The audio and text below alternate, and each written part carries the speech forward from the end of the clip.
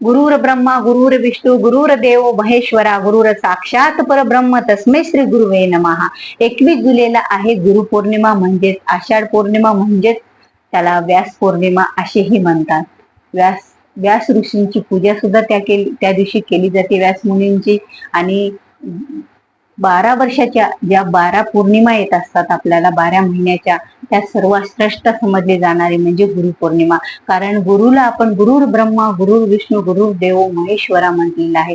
ब्रह्मांड नायक म्हणजे तिन्ही देवाचा अवतार असलेले आपले गुरु आहेत.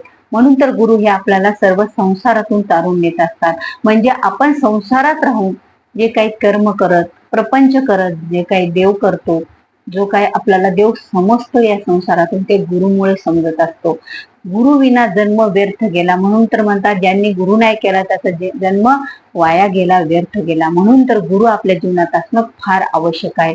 ज्यांनी जर कोणी गुरु केले नसतील तर त्यांनी गुरुपौर्णिमेच्या दिवशी श्री स्वामी समर्थ महाराजांना घरच्या घरी गुरु कसा करून घ्यायचा, किंवा केलेला असेल तरी वर्षाला एकदा गुरु कसा करायचा, हे मी कालच्याच व्हिडिओमध्ये तुम्हाला गुरुपौर्णिमा विशेष या व्हिडिओमध्ये मी तुम्हाला सांगितलेलं आहे. तुम्ही तो व्हिडिओ चॅनलवर जाऊन तो व्हिडिओ नक्कीच बघा.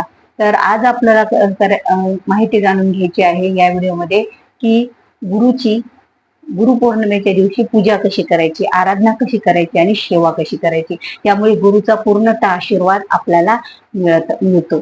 आणि बघा, आता प्रत्येकाचे गुरु हे वेगवेगळे असतात, प्रत्येकाच्या जीवनातले गुरु वेगवेगळे असतात.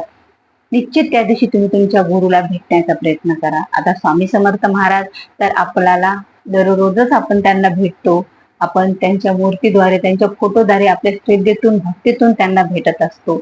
पण ज्यांचे गुरु असे काही गुरु आहेत की आता मानव स्वरूपातले जे गुरु आहेत, त्या गुरूंना तुम्ही अवश्य त्या दिवशी भेट घ्या. त्यांच्याकडून तुम्ही काहीतरी प्रसाद घ्या, तो प्रसाद भक्षण करा आणि त्यांच्या चरणाचा स्पर्श होईल असं बघा. कारण गुरुच्या चरणाचा स्पर्श, गुरुच्या चरणाचं दर्शन त्या दिवशी करणं म्हणजे महापुण्य असं समजलं जातं. तर शक्य असल्यास ते करा. शक्य नसल्यास, जर आता असे गुरु आहेत आमचे की ते कुणाला स्पर्श करू देत नाहीत, तर त्यांना फक्त तुम्ही लांबून आपल्या नजरेने पहा, त्यांच्या पायाच्या चरणावर तुम्ही मनातल्या मनात स्पर्श आपला करायचा आहे. तर अशा प्रकारे आपल्याला, म्हणजे जर तुमचे मानव स्वरूपात गुरु असतील तर तुम्ही त्यांची सेवा तशी करा. शक्य असला तुम्ही गुरुची पूजा करा, चरणाची गुरुची पूजा करा. गुरुला दक्षिणा स्वरूपात काहीतरी भेट वस्तू द्या, जे की गुरुच्या जीवनामध्ये त्या वस्तूचं महत्व असायला पाहिजे. अशीच गोष्ट गुरुला भेट स्वरूपात तुम्ही द्यायची आहे. आणि गुरुचा मंत्र, आपण जे गुरुने दिलेला मंत्र आहे त्या दिवशी 11 माळी, 1 माळी होईना त्या दिवशी आवर्जून आपल्याला त्याचा जप करायचा आहे. बघा, गुरु हे आपले गुरु ब्रह्मा गुरु विष्णू गुरु देव महेश्वरा, गुरु साक्षात परब्रह्म. आता हे परब्रह्म आहे, त्यांना कशाचीही गरज नसते. पण गुरु खरंच आपल्याला संसारातून तारणारे असतात, आपल्याला अनेक संकटांचा नाश करणारे असतात. म्हणून तर आपल्या जीवनामध्ये गुरुची भक्ती सर्वात श्रेष्ठ समजली जाते. आता जर गुरुची भक्ती केली आणि देवाची नाही केली तरीही देव आपल्याला कधीच म्हणणार नाहीत की देवाची भक्ती का केली नाही. गुरुच्या भक्तीने ते संतुष्ट होतात. हे गुरुचरित्रातल्या आपण पहिल्या त्या दीपकच्या अध्यायातच बघितलेलं आहे की गुरुने देव दीपकला दर्शन द्यायला कसे आले, की देवाने दीपकला दर्शन दिलं, ब्रह्मा विष्णू महेशाने दर्शन दिलं. फक्त त्यांची गुरुची सेवा करत होते, ते भक्ती करत होते. देव जरी आले दारामध्ये तरी त्यांनी वरदान स्वरूपात काही मागायला सांगितलं तरी त्या दीपकानं काही स्वीकारलं नाही. माझ्या गुरुच्या आज्ञाशिवाय मी घेऊ शकत नाही एखादं वरदान, आणि तुम्ही मला का वरदान देता, मी तर तुमची भक्ती करत नाही, असाही प्रश्न त्यांनी देवांना केला होता. अशी भक्ती आपल्या मनामध्ये गुरुची असायला पाहिजे, तेवढी श्रद्धा आपली गुरुवर असायला पाहिजे, तेवढा विश्वास आपला गुरुवर असायला पाहिजे.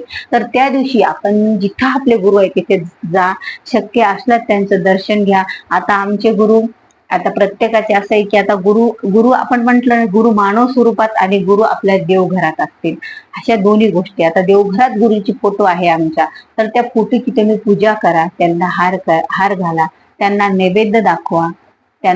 त्यांच्या नैवेद्य दाखवलेला नैवेद्य हे तुम्ही थोडाफार का होईना म्हणजे प्राशन करा. ते सेवन करा, तो गुरुचा नैवेद्य प्रसाद स्वरूप म्हणून, आणि गुरुची यथाशक्ती पूजा करा, आणि गुरुचा एक मंत्र जे असेल त्याची एक माळ का होईना 108 वेळा तो मंत्र जप करा.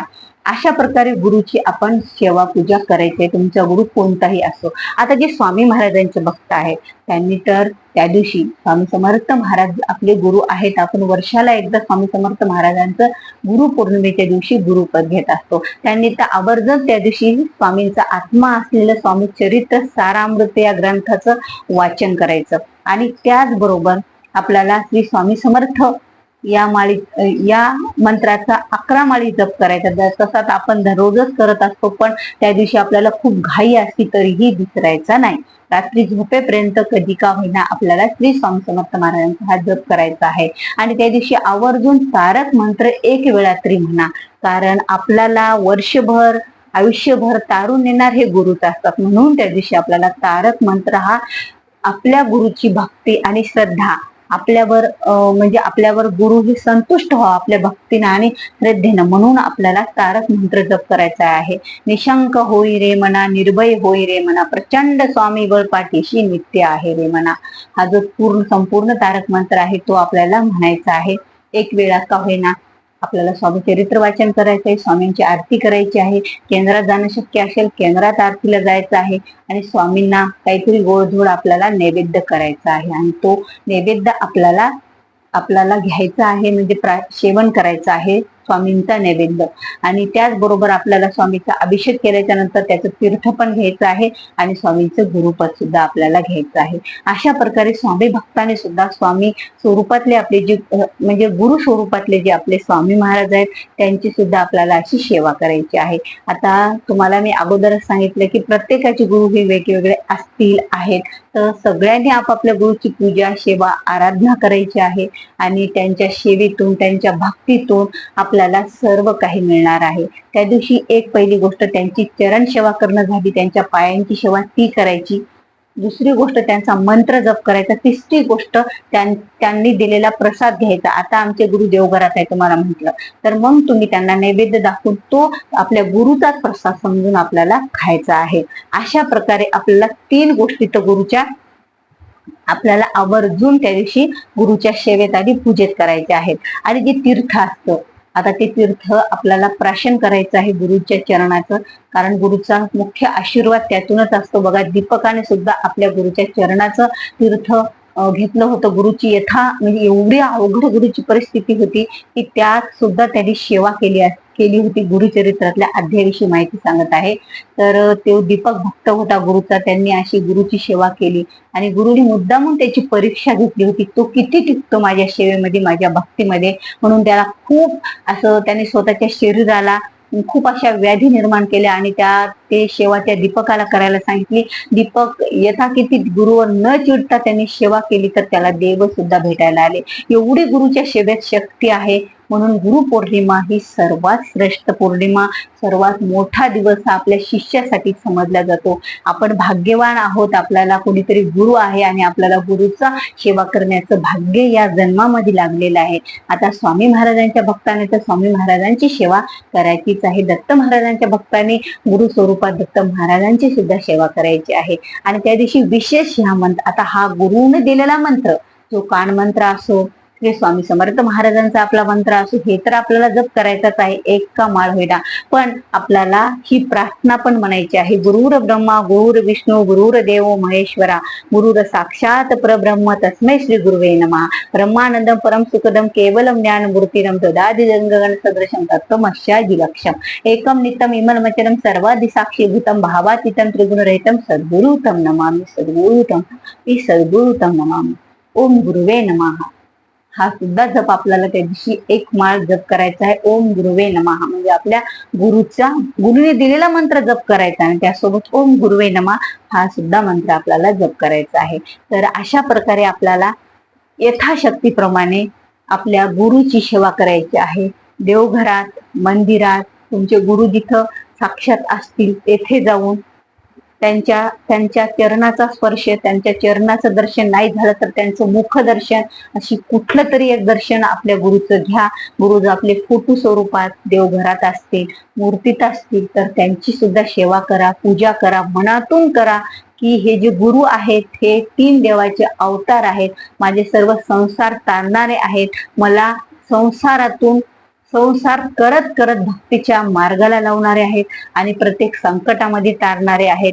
माझे जीवन हे खूप चांगलं बनवणारे असे माझे गुरु आहेत. तर अशा प्रकारे आपल्याला गुरुपौर्णिमेच्या दिवशी गुरुची सेवा आणि पूजा करायची आहे. व्हिडिओ खूप वाढत मोठा होत चाललेला आहे, पण गुरुविषयी बोलायला गेलं तर खरंच आपण बोलतच जातो, शब्द संपणारच नाही, पण वेळेचं पण भान ठेवावं लागतं. त्यामुळे अशा प्रकारे आपण गुरुपौर्णिमेच्या दिवशी गुरुची सेवा पूजा आराधना करायची आहे. तर व्हिडिओ आवडल्यास लाईक करा, शेअर करा, नवीन असाल तर सबस्क्राईब करा. झालेली सेवा श्री स्वामीचरणी गुरुचरणी अर्पण करूया आणि भेटूया पुन्हा अशाच एका माहितीपूर्ण व्हिडिओ सोबत. तोपर्यंत श्री स्वामी समर्थ.